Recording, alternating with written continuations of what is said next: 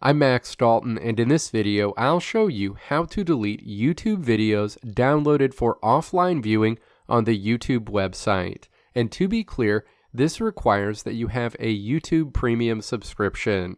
Step 1. Open a web browser, navigate to youtube.com, and then make sure you're signed into the YouTube account that's associated with a YouTube Premium subscription.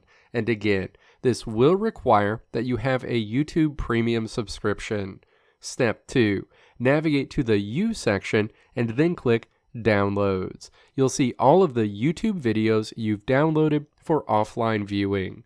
Step 3. Find the specific downloaded YouTube video that you want to delete, click the vertical ellipses associated with that video, and then click Remove from Downloads. That downloaded video will be deleted and no longer available for YouTube offline viewing immediately. Let me know if this video helped you out in the comments below. If you liked what you saw here, click the video links on the right side of the screen to check out another video. Or click the logo on the left side of the screen to check out my tutorial website at www.maxdalton.how.